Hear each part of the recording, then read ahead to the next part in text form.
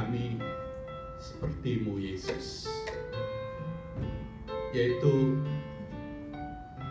menjadi orang melihat Engkau Allah yang hidup, yang tidak nampak. Itu boleh dinampakkan dalam kehidupan kami sebagai orang-orang yang hidup baru di dalam Engkau, supaya di dalam segenap hidup kami boleh memuliakan Engkau. Namun Tuhan, kami sadar itu tidak mungkin keluar dari diri kami sendiri, kecuali jika Engkau hadir di dalam hidup kami dan menuntun kami supaya kami hidup sesuai dengan firman-Mu. Oleh sebab itu saat ini kami memohon setiap kami, baik hamba-Mu yang Kau panggil untuk memberitakan kebenaran-Mu, maupun setiap kami jemaat-Mu bersama-sama, kami boleh menggumuli kebenaran firman-Mu dan kami boleh lakukan dalam kehidupan kami setiap hari. Tolonglah kami Tuhan, supaya kami menjadi pendengar firman Tuhan dan menjadi pelaku firman Tuhan, sehingga Engkau dipermuliakan. Amin.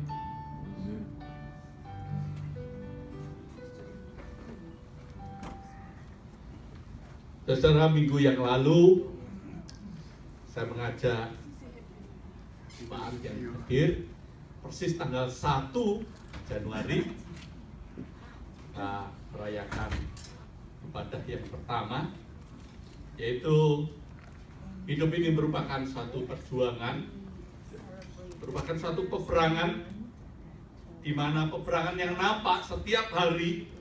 Ada banyak tantangan, ada banyak tugas yang kita kerjakan, tetapi ada peperangan yang tidak nampak, yaitu peperangan rohani, di mana kita diajak untuk terus-menerus bergantung pada Tuhan, supaya kita bisa menang dalam hidup kita, saudara.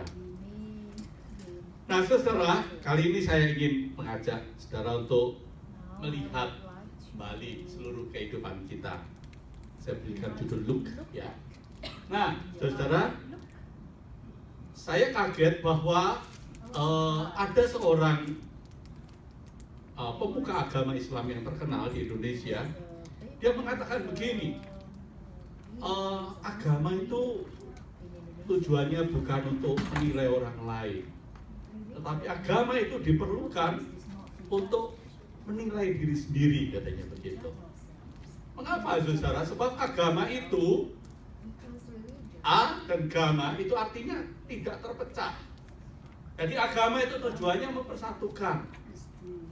Tapi kenapa bukan cuma di Indonesia, tapi juga di dunia ini, agama itu justru dipakai untuk memecah. Agama itu dipakai untuk mengatakan kamu bukan kita. Jadi tujuan agama itu terbalik, begitu. Bukan membawa orang makin hidup damai, dekat, bersatu, saling mengasihi di dalam Tuhan, tapi justru makin memecah-mecah. Sehingga saya kaget ketika ulama besar di Indonesia itu mengatakan agama itu merupakan cermin untuk diri sendiri, bukan untuk menghakimi orang lain, katanya begitu. Kenapa saya kaget? Karena itu ucapan Dalai Lama yang terkenal.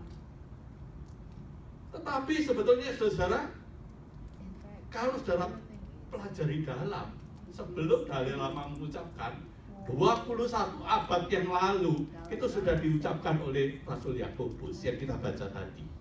Kita lihat ya ayatnya kembali.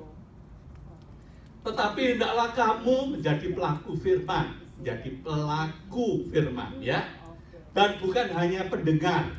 Jadi mendengar itu penting, saudara. Sebab dengan mendengar kita mengerti, ya.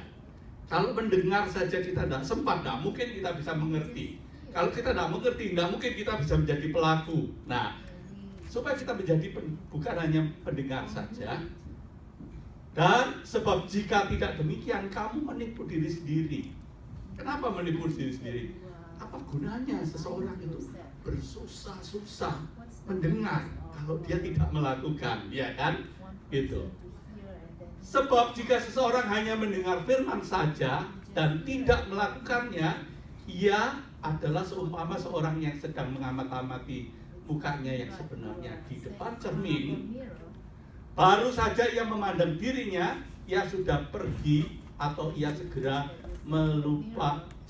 lupa bagaimana rupanya. Ayat ini yang diucapkan Rasul Yakobus 21 abad yang lalu, saudara, dikutip oleh banyak pemuka-pemuka agama di dunia saat ini dengan bahasa yang lain, bahwa agama itu cermin untuk diri sendiri, bukan untuk menghakimi orang lain. Ya kan? Baru saja memandang dirinya, ia sudah pergi atau ia segera lupa bagaimana rupanya. Sebab tetapi barang siapa meneliti hukum, tentu hukum Tuhan, hukum yang sempurna, yaitu hukum yang memerdekakan orang. Jadi hukum Tuhan itu bukan mau membelenggu, mau membatasi, tetapi hukum yang Tuhan berikan itu supaya manusia itu benar-benar merdeka, saudara. Dan ia bertekun di dalamnya, bukan cuma meneliti, tetapi bertekun menghidupinya. Jadi bukan hanya mendengar untuk melupakannya, tetapi sungguh-sungguh melakukannya. Ia akan berbahagia oleh perbuatannya. Luar biasa, saudara. Ini yang diungkapkan Rasul Yakobus, saudara. Nah, oleh sebab itu saya ingin mengajak kita untuk melihat atau bercermin. Ya, apa gunanya orang bercermin, saudara? Orang bercermin tentu gunanya untuk melihat dan tahu dirinya sendiri. Oh, aku ini kurangnya apa? Supaya dengan kurangnya apa, dia bisa tajam, ya kan? Oh, kayaknya hidupku ini terlalu pesek nih. Perlu di make up sedikit supaya tampilannya begitu menarik. Itu bisa dilakukan, ya toh? Oh, mukaku ini terlalu banyak flek. Wah, bisa bukan cuma make up tapi di make over katanya. Supaya tampilannya begitu bagus, ya toh? Tapi kalau kita berdiri di depan cermin, cuma lihat begini lalu melupakannya, apa gunanya? Apalagi kalau orang itu berdiri di depan cermin, dia untuk gaya-gayaan saja, supaya dirinya puas. Untuk apa? Orang yang berdiri di depan cermin hanya untuk lihat, oh, ada dia bangga dengan dirinya sendiri. Itu namanya apa? Narsis. Ya kan? Narsis, orang-orang narsis itu begitu kan? Sekarang ada tongsis. Kayaknya itu istilah dari Indonesia kayaknya ya. Tongkat narsis, ya toh? Oh, orang kalau mau narsis itu bawa di mana-mana begitu. Wah, dulu ketika beberapa tahun yang lalu masih baru-baru gitu, saya bawa itu bangga sekali. Pergi ke Vatikan, foto-foto pakai tongsis, orang lihat-lihat. Oh, keren katanya begitu. Tapi sekarang, waduh, harganya cuma $1, $1 ada itu tongsis, saudara-saudara. Iya, ya. Jadi tujuan orang bercermin itu untuk melihat diri sendiri. Sebab kalau cermin itu dipakai untuk melihat orang lain, namanya apa? Ada yang tahu? Apa? Kaca yang dipakai untuk melihat orang lain, itu namanya apa? Spion. Ya kan, kacanya kanan kiri begini, bukan dari depan kan, lihat, oh, mobil lain deket nggak gitu. Nah, banyak orang menggunakan cermin bukan untuk diri sendiri, tapi untuk spion, lihat orang lain. Makanya disebut spionase kan? Ya. Nah, oleh sebab itu, saudara, ini minggu yang kedua, itu kita sudah melewati 8 hari minggu ini. Cepat sekali ya. Mari kita melihat, saudara ya. Oke. Apa yang perlu kita lihat? Terus. Ya. Saya ingin mengajak saudara look back, melihat ke belakang, ya, saudara. Apa yang sudah kita jalani tahun 2016? Ayo lihat ke belakang. Kalau saudara melihat ke belakang, apakah hidup saudara begitu bergairah, begitu bersukacita, luar biasa loh. Tahun 2008 itu saya melewati banyak sekali pergumulan, tantangan yang tidak ringan, tetapi saya survive, saya menang. Wah, orang tuh bisa sukacita, dia pengen share kepada orang lain. Gak tahu kalau saudara sharing, ada waktu nggak sharing? Minimal keluarga kumpul lalu sharing, Dan sharing kita itu penuh sukacita, penuh berkat, penuh syukur, penuh semangat. Apakah sharing saudara seperti itu? Atau sebaliknya? Kalau disuruh sharing, apa yang Anda alami sepanjang tahun 2016? Ada orang mengatakan, biasa saja, tidak ada perubahan apa-apa. Wah, itu bahaya, saudara ya. Atau ada orang yang sharingnya malah balik negatif.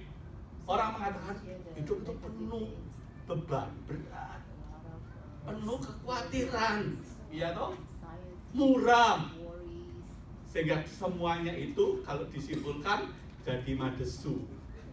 Ada yang tahu madesu? Iya, masa depan suram, madesu, itu ya. Ya, tanggal berapa ya? Tanggal 2 Januari ya. Saya pergi ke rumah Pak Jim, saya senang setengah mati ya. Sekarang bisa datang ke kebaktian. Kenapa? Pada waktu itu masih kelihatan Pak Jim mengatakan saya kepengen datang ke gereja, tapi saya masih agak lemah badannya. Ya, kenapa saya kalau ke rumah Pak James itu senang gitu? Ya, Pak James saya dengan Ibu Margareta. Karena kalau datang di sana itu selalu kelihatan hidupnya itu antusias begitu ya. Sehingga saya sendiri bisa menghayati seperti yang Paulus katakan.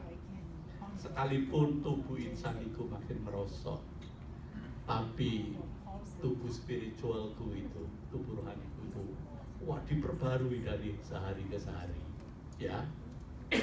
Nah, kalau kita berkunjung ke rumah orang-orang yang sudah setua Pak James dan Bu Margareta gitu, saudara. Lalu kalau datang isinya cuma mengeluh saja, aduh, ini boyoknya sakit, kakinya sakit, kepalanya sakit, ini sakit, itu sakit. Kita merasakan apa? Ikut sakit juga ya. Tapi kalau Pak Jem ditanya, Pak Jem gimana Pak Jem? Bekas operasinya masih sakit? Ya, sakit. Tapi it's okay. Oke. Ya, tidak cerita sakitnya begitu. Hidup ini menjadi ikut semangat begitu ya. Sehingga kadang-kadang melihat, yang sudah seperti Pak Jem aja masih semangat. Kok saya ini mengeluh, keliru nih, bisa begitu. Nah, kalau kita melihat ke belakang, saudara, hidup kita kalau dilihat itu seperti apa? Begitu. Ayo kita teruskan ya. Nah, kita lihat firman Tuhan ya. Firman Tuhan mengatakan dalam Ratapan pasal 3 ayat 23 sampai 25. Tak berkesudahan kasih setia Tuhan, tak habis-habisnya rahmatnya. Saudara-saudara, dari judulnya aja kelihatan ratapan. Apa bedanya ratapan dengan tangisan? Beda nggak? Iya, ratapan itu sebetulnya tangisan yang jauh lebih perih di dalam hati. Tetapi justru di dalam kitab ratapan ini ada kata-kata ini, tak berkesudahan kasih setia Tuhan, tak habis-habisnya rahmatnya. Selalu baru setiap hari, besar kesetiaanmu. Tuhan adalah bagianku, kata jiwaku. Oleh sebab itu aku berharap kepadanya. Tuhan adalah baik bagi orang-orang yang berharap kepadanya, bagi jiwa yang mencari Dia. Saudara, si peratap ini bisa mengatakan begitu antusias bahwa tak habis-habisnya kasih setia Tuhan, rahmatnya selalu baru setiap hari. Ketika mereka ada dalam kondisi yang paling sulit, bukan dalam kondisi semuanya bagus. Kok bisa, saudara? Kok bisa begitu, ya? Saudara, coba pikirkan. Kadang-kadang hidup kita ini selalu menganggap semuanya itu jalan lewat begitu saja. Disebut tahun baru itu apa sih? Tanggalannya yang baru, tapi baru semuanya. Mungkin pakaiannya baru. Saudara merasakan ada yang baru? Coba ya saudara, ini bagi yang sudah punya anak ya. Kalau kita ini untuk anak-anak kita, itu setiap hari selalu cuci piring, selalu masak. Gak peduli kita tuh repot apapun, rumah mesti dibersihin, dirapiin, ya kan? Pakaian harus ready semua, sehingga anak berangkat sekolah pokoknya harus terjamin makan pagi, semuanya beres berangkat sekolah, begitu. Dan orang tua selalu baru, gak pernah pakaian kotor tumpuk saja, besok kapan lagi dipakai lagi, enggak, selalu dicuci. Anak kita merasakan itu baru. Ada anak kita ketika dia pakai pakaian itu dia mengatakan, "Mami, papi, terima kasih, ini sudah dicuci." Anak kita kalau makan seringkali makanan hari ini besok dikeluarkan lagi, kok itu lagi, mintaannya selalu baru. Tapi ketika dia makan makanan yang baru, dia terima kasih mami, hari ini baru makanannya nggak ada. Nah, sampai kapan? Nah, saya sudah melewati, saudara. Saya mencoba, selalu contohnya anak saya gampang. Ya toh, makanya jadi anak saya udah enak. Gitu, ya. Sekarang setelah saya melihat, oh anak saya sudah bisa, begitu. Kalau makan sudah kita masak, Bu Lilis yang masak, gitu, disetup semua makan, gitu. Kalau selesai makan, biasanya anak-anak yang cuci piring, dingin-dingin si Airin juga cuci piring. Ya, ketika saya mau cuci, enggak Pak, kita yang cuci katanya begitu. Oke, saya biarkan. Tapi apa akibatnya, saudara? Setiap kali dia makan bersama dengan kita, selalu dia mengatakan terima kasih Pak, terima kasih Pak, sudah masak buat kami. Ketika sekarang dia punya rumah sendiri dan sebagainya, selalu bisa mengatakan terima kasih, sebab ternyata ngurus rumah itu setiap hari, gak bisa cuma ditumpuk, gak bisa cuma digeletak, begitu aja nanti piring kotor dipakai lagi, gak bisa. Setiap hari mesti terus dibersihin, dibaruin. Ya. Nah itu contoh sederhana. Coba pikirkan cara Tuhan bekerja. Coba renungkan hidup kita ini. Seringkali kita menganggap semuanya jalan aja, gak ada yang baru. Betul, gak ada yang baru. Baru. Kalau gak percaya, saudara, belajar kembali ilmu biologi. Zaman kuno saya dulu namanya ilmu hayat. Bukan Pak James Hayat ya, ilmu hayat Pak. Ilmu hayat itu apa kalau sekarang ini ya? Biologi? Ya, ilmu hayat yang mempelajari ilmu kehidupan tentang manusia. Itu biasanya saudara, pada waktu saya ingat belajar ilmu hayat di SMP, tiap hari itu jutaan sel manusia itu mati dan diganti baru, betul nggak? Semua, mungkin sel mata, sel otak aja yang nggak diganti katanya. Coba rambut kita ini, ada yang tahu sehari itu tanggal berapa? Ada yang pernah ngitungin? Rontok berapa? Coba kalau rontok dan tidak diganti, tidak ada yang baru, jadi apa kepala kita? Ayo, ya toh, nggak bisa tumbuh lagi.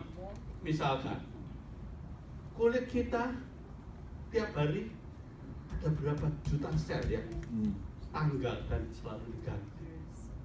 Darah kita, semua saudara, mata kita itu sel-selnya tiap hari itu banyak yang rusak.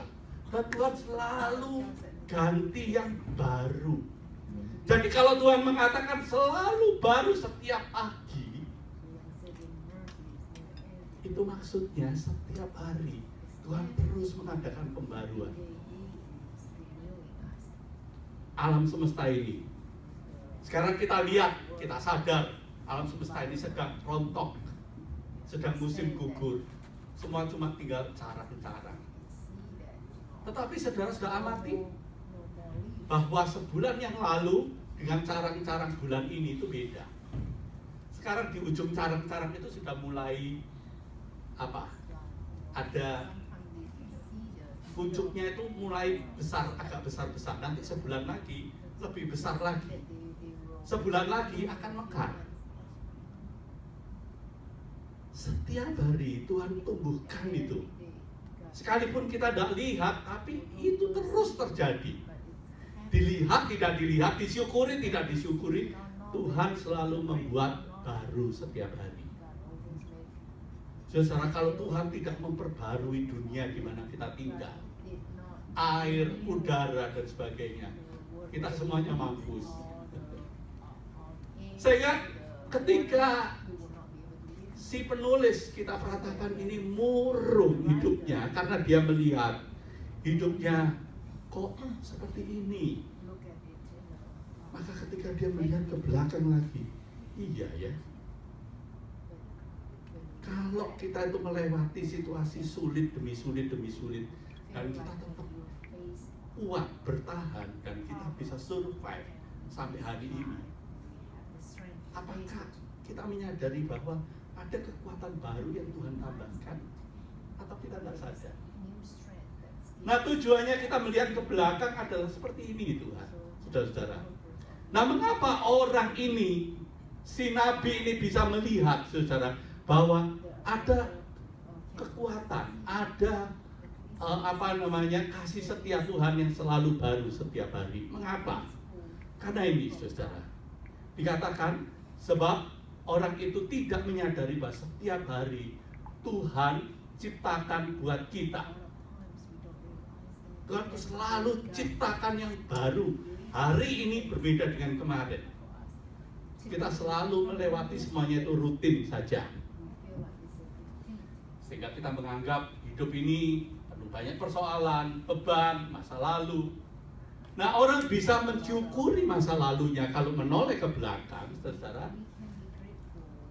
Siapa yang bisa mensyukuri seperti itu?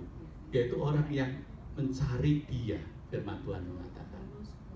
Tuhan adalah baik bagi orang yang berharap kepadanya, bagi jiwa yang mencari Dia. Kalau orang itu tidak mencari Tuhan, maka dia tidak bisa melihat kebesaran kehebatan Tuhan dengan apa yang sudah Tuhan kerjakan.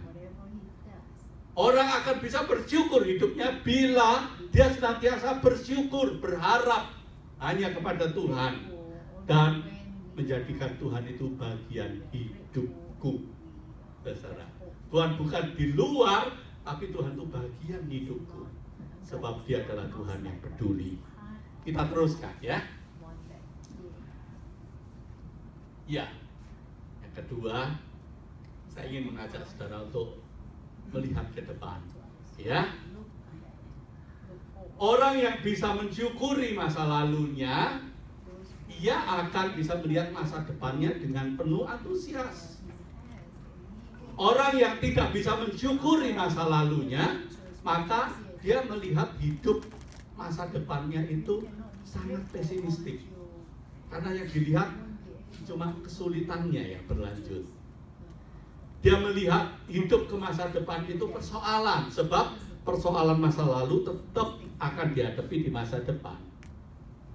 Hidupnya penuh beban, tidak ada harapan. Lalu apa gunanya merancang? Toh hidup ini rutin begini saja. Saya nggak tahu seberapa banyak saudara masih mau membuat resolusi tahun 2017. Sebab toh orang menganggap tahun 2016 buat resolusi juga gagal. Buat apa? Paling diingat sebulan, setelah itu lupa. Katanya mau mengencangkan perut supaya jadi berpek-pek begitu, ternyata kok satu pek aja gitu. Buat apa membuat rancangan katanya begitu, ya kan? Dia tidak melihat hidup ini wah penuh semangat, penuh antusiasme. Coba kita lihat Yeremia, sebab Yeremia ini penulis kitab Ratapan tadi, saudara. Yeremia mengatakan begini, sebab aku ini, ya, dia berbicara karena dipakai Tuhan, sehingga dia memakai kata orang pertama, ya, sebagai Tuhan. Sebab aku ini mengetahui rancangan-rancangan apa yang ada padaku mengenai kamu, mengenai bangsa Israel yang sedang putus asa yang sedang mengeluh. Ya, dikatakan oleh firman Tuhan, aku itu punya rancangan-rancangan mengenai kamu. Begitu. Demikianlah firman Tuhan, yaitu rancangan damai sejahtera, bukan rancangan kecelakaan. Nah, orang yang kalau melihat ke belakang itu hidupnya cuma penuh masalah, penuh beban, maka kalau dia melihat ke depan itu selalu dibebani masalah, dikuasai masalah. Tetapi kalau orang itu melihat Tuhan, melihat segala sesuatu dari kacamata Tuhan, maka orang akan mengerti ini, bahwa rancangan-rancangan yang dibuat Tuhan mengenai kita, yaitu rancangan damai sejahtera dan bukan rancangan kecelakaan, untuk memberikan kepadamu hari depan yang penuh harapan. Saudara, saya tidak ingin khotbah tentang situasi Indonesia, sebab nggak banyak orang ngerti tentang situasi Indonesia yang ikuti ya. Tapi saya sedang ikuti, jadi kadang-kadang saya sampaikan supaya kita bisa dapat contoh yang nyata. Dan sekarang ini yang lagi ngetop dan dibahas orang Indonesia itu tentang Ahok kan ya, begitu. Wah, dia sudah dituduh menistakan agama dan sebagainya. Padahal ada bukti banyak sekali yang tidak mungkin dia menistakannya. Bahkan tempat di mana dia mengadakan dia sedang bercakap-cakap dengan penduduk di Pulau Seribu itu, penduduknya sendiri tuh bingung. Kami tidak merasa dia menista agama kami itu, katanya. Kita sukacita aja dia datang, katanya. Kita bingung, orang pulau nggak merasakan apa-apa, tapi kok justru orang kota yang ribut, katanya begitu. Iya.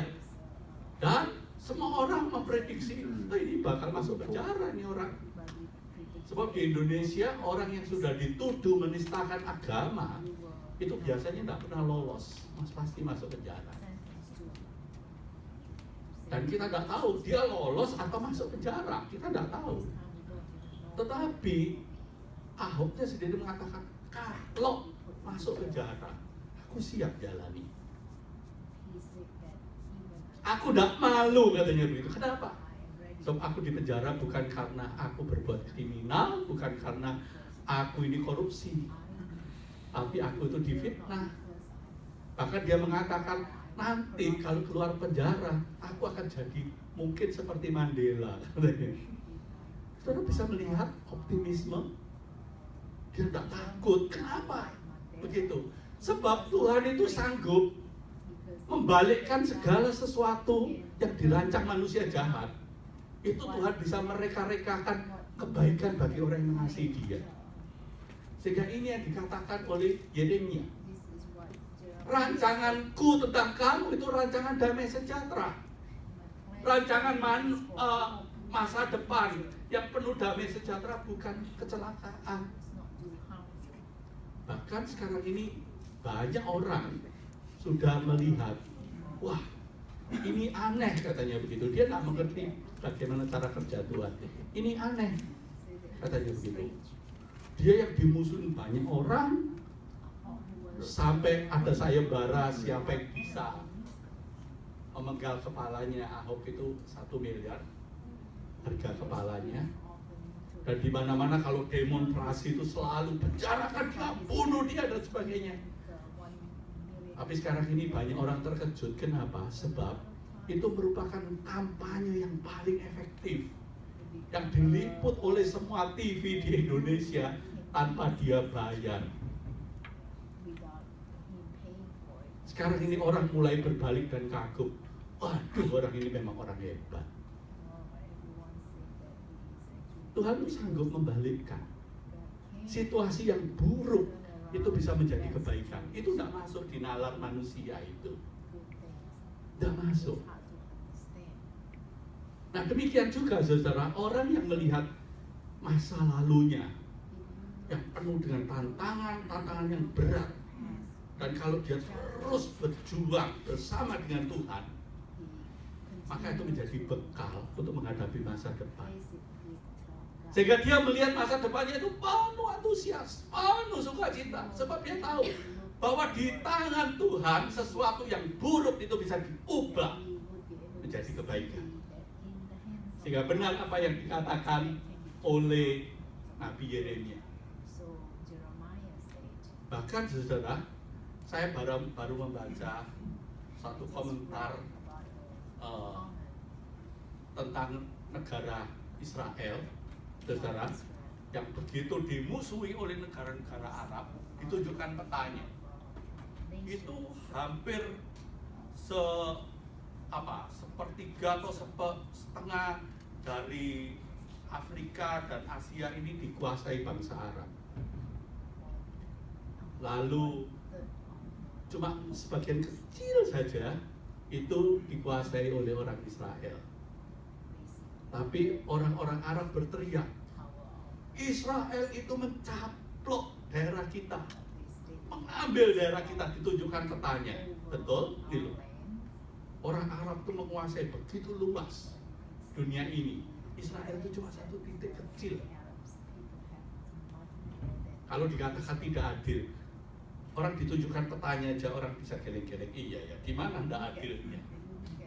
Tetapi yang mengagetkan, saudara, ketika Israel itu dikepung oleh orang-orang yang memusuhi, bangsa-bangsa yang memusuhinya, sampai sekarang itu tidak punah. Kok bisa? Kok bisa, saudara? Apakah Israel lebih baik dari bangsa lain? Apakah Israel lebih hebat dari bangsa lain? Enggak. Yang hebat itu adalah Allah yang disembah Israel. Sebab Israel mengakui Tuhan Allahku itu tidak pernah terlelap, tidak pernah tertidur menjaga Israel. Itu pengakuan iman Israel. Nah, saudara dan saya sebagai Israel yang baru, apakah kita juga mengimani itu? Tuhan penjaga kita itu tidak pernah terlelap. Tuhan penjaga kita itu tidak pernah vacation sampai lupa tanggung jawabnya. Dia menjaga kita sebab dia punya rancangan-rancangan yang besar atas hidup kita. Oke, kita teruskan. Sebab itu, saudara, orang yang hidupnya selalu pesimistik adalah orang-orang yang senantiasa konsentrasinya diri sendiri, konsentrasinya masalah. Tapi kalau kita berkonsentrasi pada Tuhan, maka kita akan sungguh mengalami bahwa rancangan Tuhan itu atas masa depan kita adalah rancangan damai sejahtera. Oleh sebab itu, kalau setiap kali saya selalu tanya kepada anak-anak saya, khususnya Eri, kalau selesai ujian atau selesai semesteran, saya selalu tanya, gimana hasilnya, gimana? Wah, selalu antusias gitu, ya. Wah, hebat, ayo terus maju, ya. Kenapa? Walaupun mengalami kesulitan, pergumulan demi pergumulan, tetapi kita melihat bahwa rancangan Tuhan atas hidupku itu besar dan itu rancangan damai sejahtera. Jangan pesimistik dalam hidup ini. Luar biasa, ya, memandang masa depan. Oke, kita teruskan. Yang ketiga, saya dan saudara ingin saya mengajak. Ayo kita lihat sekitar kita, saudara. Ada orang yang hidupnya murung, marah dengan Tuhan dan orang lain. Kenapa? Karena banyak orang tuh lihatnya terus ke atas, ya kan? Lihatnya terus ke atas. Kalau lihat ke atas, kita lihat orang itu kok sukses, orang itu kok beruntung, orang itu kok mujur, nasibku kok begini, terus dia nangisin diri sendiri. Aduh, sakitnya itu di sini loh, ya nasib begitu. Karena apa? Karena suka lihat orang di atas, ya kan? Suka lihat orang terus di atas, sehingga hidup kita itu menjadi seperti kecil, seperti tidak berarti. Padahal seringkali kita merasa, aku ini kurang apa sih? Sudah berjuang mati-matian, sudah kerja keras, tapi kenapa nasibku ini jelek? Kenapa? Sebab dia selalu lihat ke atas. Oleh sebab itu orang yang seperti ini, kalau saudara dan saya seperti ini, ayo sesekali lihat ke bawah, saudara. Sebab kalau kita melihat ke bawah, saudara, maka kita akan melihat bahwa di bawah kita itu masih ada orang yang lebih bawah lagi. Sebetulnya saya tadi ada satu tampilan di YouTube, saya lupa minta Tia untuk menampilkan. Yaitu ada seorang anak yang pandai main piano, tangannya itu cuma kecil, bukan hiali. Kalau dulu pernah saya tampilkan hiali yang dari Korea itu jarinya cuma 3 begini seperti sumpit, tapi dia pandai main piano. Tapi kalau ini itu tangannya cuma kecil begitu, tidak ada jarinya. Kalau dia main piano itu cuma pakai tangannya yang kecil-kecil itu sama janggutnya ini dia main begitu. Waduh, tapi luar biasa. Dan orang mengagumi hidupnya, kenapa? Karena dia tidak punya lengan, dia main pakai yang lengan buntung itu sama janggutnya. Itu yang membuat dia spesial. Mengapa?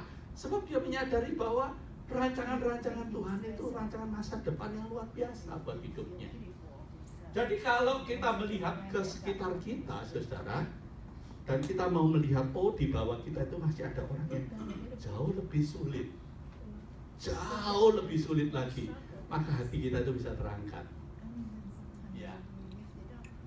Coba kalau kita itu suka kurang berterima kasih sama Tuhan, suka mengeluh, Tuhan, aku kok tidak seperti dia, sukses seperti ini, itu dan sebagainya, nasibku kok seperti ini. Coba kita lihat, kita masih bisa menyekolahkan anak kita masih bisa bayar semua bil, kita masih punya pekerjaan. Kalau hilang pekerjaan, cari kerjaan yang lain masih bisa, saudara, kita masih bisa nabung.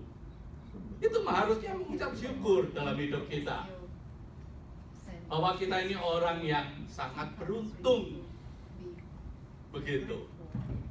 Sehingga kalau orang tidak bisa mengucap syukur atas hidupnya, ada sesuatu yang salah, ya, karena dia terlalu seringkali melihat ke atas. Yang kedua, ada orang yang tidak bisa mengucap syukur karena hidupnya selalu melihat ke bawah, kebalikannya.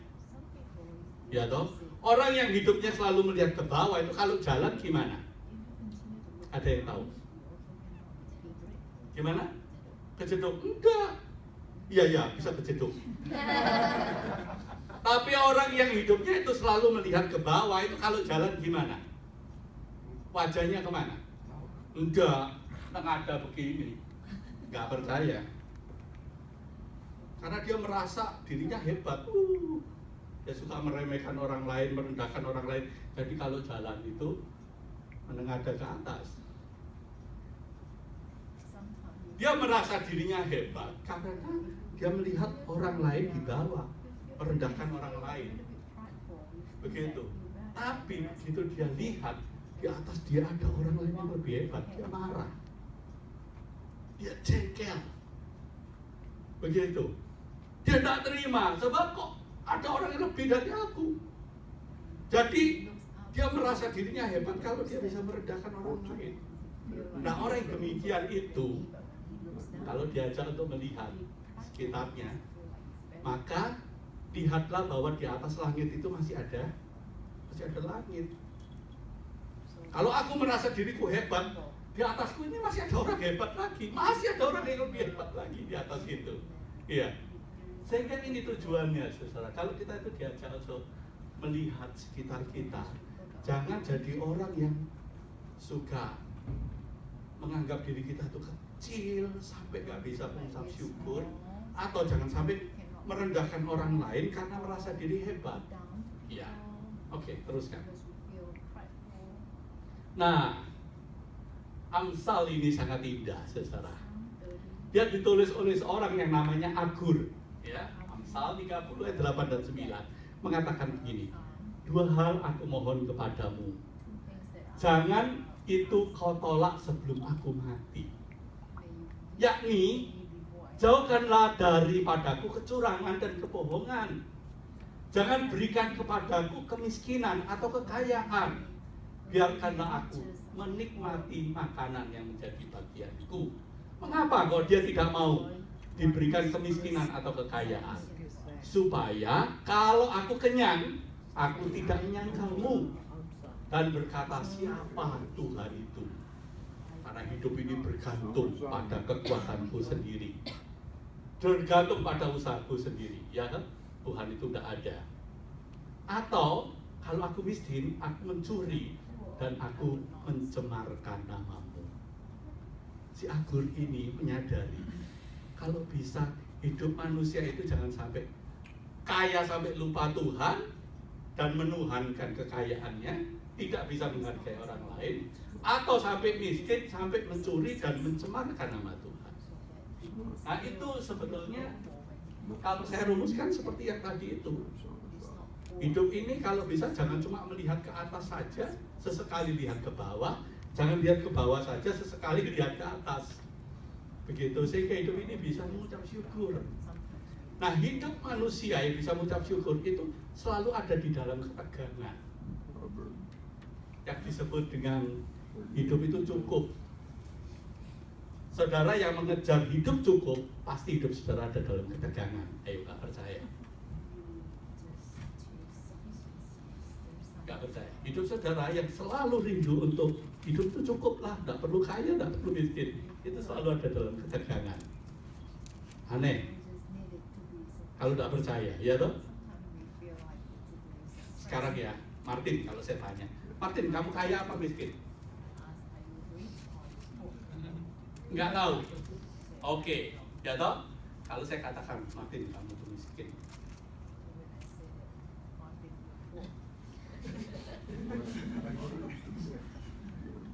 Dia minta gini-gini. Dari tadi tidak bisa mengatakan, iya Pak Santo, aku miskin. Lalu tak hina lagi. Kamu sudah berapa tahun kerja di Amerika? 10 tahun? Oh iya? Oke. Sudah berapa banyak kekayaanmu? Berapa apartemen yang kamu punya di Indonesia? Ayo. Bisa jawab dia. Gitu. Sudah berapa rumah yang kamu punya? Oh, rahasia. Begitu ya? Oke, ya. Kalau saya katakan Martin, kamu miskin, pasti dia tersinggung. Tapi kalau saya katakan Martin, kamu ini kaya loh Martin, kamu ini luar biasa, begitu, pasti dia juga tidak suka. Kenapa? Hidup manusia itu seperti itu. Gitu, ada dalam ketegangan.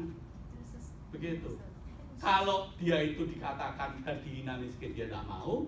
Tapi kalau dia dipuji, kaya juga nggak mau. Kenapa nggak mau dipuji kaya? Belum tentu kaya atau tidak kaya. Oke, kalau gitu kamu miskin dong. Gitu. Martin tidak berani mengungkapkan ya. Kalau dia kaya, dia tak suruh meningkatkan persembahannya, saudara. Iya, oke. Saudara itu manusia. Ya, kita hidup di dalam, dan Agur mengungkapkan ini, dilema ini. Orang itu kepingin hidup itu cukup, ya. Oke. Dan kalau kita bisa melihat sekitar kita, dan kita bisa melihat dan menghargai pemeliharaan Tuhan, maka kita akan mengatakan hidup kita itu luar biasa, dicukupi oleh Tuhan. Kita teruskan yang terakhir. Oh, ini masih yang keempat, ya. Saudara, hidup itu jangan cuma lihat selalu ke depan, ke belakang, ke sekitar. Sesekalilah lihat ke atas. Seperti pemazmur ini. Mazmur 21, 121 ayat 1-8. Nyanyian ziarah. Aku melayangkan mataku ke gunung-gunung, dari manakah akan datang pertolonganku? Ini kebiasaan orang-orang Israel itu kalau setiap tahun pergi berziarah ke Yerusalem, ke rumah Tuhan. Yerusalem itu kota di atas bukit. Biasanya mereka itu lewat lembah-lembah, lewat daerah-daerah yang sulit, saudara. Dan sambil berziarah itu mereka menuju ke rumah Tuhan yang ada di atas bukit. Mengatakan, aku melayangkan mataku ke gunung-gunung. Dari manakah akan datang pertolonganku? Pertolonganku ialah dari Tuhan yang menjadikan langit dan bumi. Ia takkan membiarkan kakimu goyah, penjagamu tidak akan terlelap. Si pemazmur mengakui bahwa Tuhan bukan cuma pencipta yang menjadikan langit dan bumi, tetapi Tuhan itu menjaga, Tuhan itu memelihara. Sehingga digambarkan kakimu tidak akan goyah sebab dia tidak pernah terlelap tidur. Sesungguhnya tidak terlelap dan tidak tertidur menjaga Israel. Tuhanlah penjagamu, Tuhanlah naunganmu di sebelah tangan kananmu. Oke, kita teruskan. Matahari tidak akan menyakiti engkau dan pada waktu siang, atau bulan pada waktu malam. Tuhan akan menjaga engkau terhadap segala kecelakaan. Ia akan menjaga nyawamu. Tuhan akan menjaga keluar masukmu dari sekarang sampai selama-lamanya. Saudara, saya tidak perlu menguraikan Mazmur ini sebab cukup jelas beritanya. Tapi ini janji Tuhan, bukan janjinya Susanto, saudara ya. Oleh sebab itu beda sekali janjinya Susanto dengan janji Tuhan. Kalau janjiku, aku tidak jamin aku bisa menggenapinya. Tapi kalau janji Tuhan, saudara, sungguh-sungguh teruji. Sehingga si pemazmur bisa mengatakan, aku melayangkan mataku kepada Tuhan, maka mereka akan mengalami kegenapannya. Sebab Tuhan yang berjanji itu Tuhan yang setia menggenapinya. Jadi ketika kita goyah, saudara, maka lihatlah ke atas, ya. Di sana ada Tuhan yang menjadi penjaga kita, yang menaungi kita. Kita teruskan. Oke, yang terakhir, kita lihat ke dalam, saudara. Lihat ke diri kita sendiri. Sepanjang tahun 2016 yang sudah kita jalani itu seperti apa? Apakah kita tetap mau hidup seperti yang sudah kita jalani, atau kita mau hidup dengan melakukan perubahan yang besar? Ya, sebab kita menyadari bahwa setiap pagi Tuhan selalu memberikan rahmat-Nya yang baru. Kita tidak boleh menjalani hidup ini cuma rutinitas. Sebab Tuhan itu memberikan rahmat, kekuatan yang baru. Yang kemarin itu sudah berlalu, Tuhan kasih yang baru, terus yang baru. Kalau kita menyadari itu, saudara, maka hidup kita itu harus penuh semangat, harus penuh gairah, saudara. Ya, sehingga seperti pemazmur yang dia selalu memohonkan, dia mengatakan, ujilah aku ya Tuhan, cobalah aku, selidikilah batinku dan hatiku, sebab mataku tertuju pada kasih setiamu dan aku hidup dalam kebenaran-Mu. Si pemazmur itu kalau melihat ke dalam hatinya, ya, dia mengatakan, Tuhan ujilah aku. Sebab apa? Karena ketika dia melihat sekelilingnya, dia melihat ke depan, melihat ke belakang, melihat ke atas, Tuhan itu luar biasa. Nah, kalau Tuhan itu luar biasa dalam hidup saudara dan saya, ayo kita melihat ke dalam. Betulkah hidup kita ini sudah mengagumi Tuhan? Hidup sesuai dengan rancangan yang Tuhan mau? Hidup penuh dengan antusiasme, penuh dengan ucapan syukur. Nah, pemazmur mengajak kita, ujilah aku Tuhan. Tujuannya apa? Supaya Tuhan menunjukkan kita itu seperti apa. Saudara, selidikilah batinku dan hatiku, sebab mataku tertuju pada kasih setiamu dan aku hidup dalam kebenaran-Mu. Oke, kita lanjutkan. Jadi saudara, kalau begitu kita kembali ke Yakobus tadi. Apa gunanya firman Tuhan? Kita baca, Yakobus mengatakan, tetapi hendaklah kamu menjadi pelaku firman. Orang yang hidupnya bisa terus mensyukuri, penuh semangat, penuh harapan, tidak gampang putus asa, ialah orang yang bukan hanya mendengar firman Tuhan, tetapi menjadi pelaku.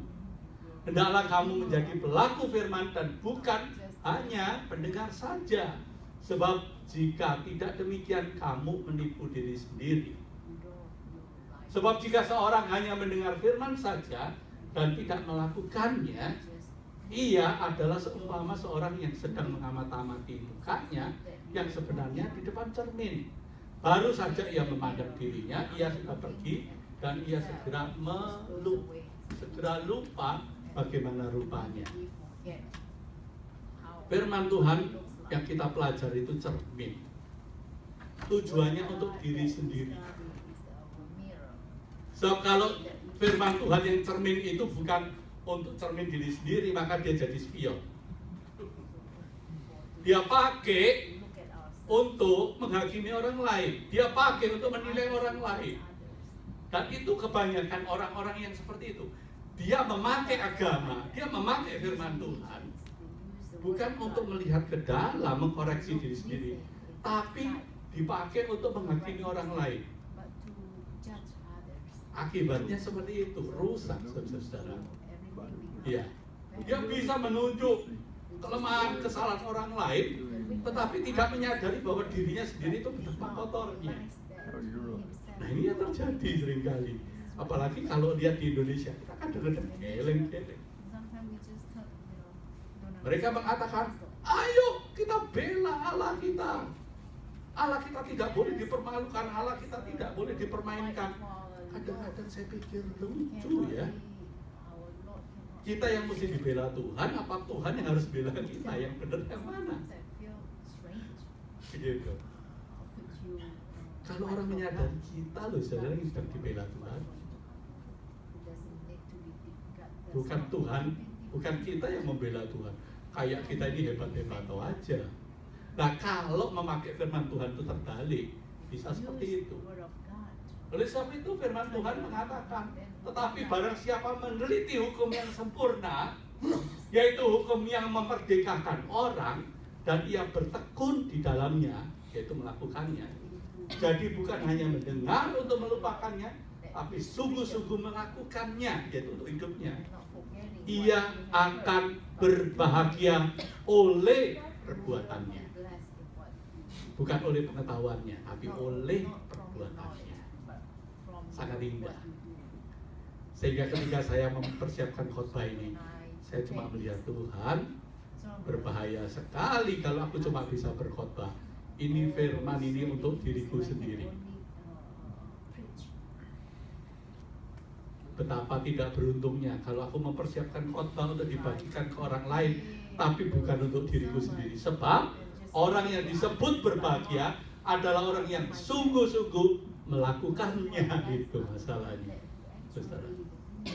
Mari saudara, tahun 2017 ini kita jalani dengan penuh antusiasme, luar biasa. Mari kita mengambil saat teduh sejenak.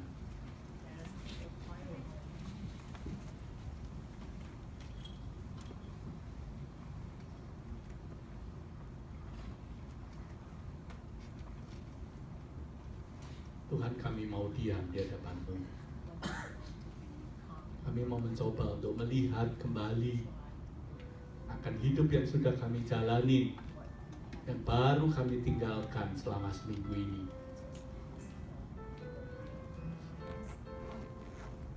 Jadikan Tuhan kami sungguh-sungguh menyadari dan terpesona melihat Engkau begitu luar biasa melakukan hal-hal yang besar untuk hidup kami.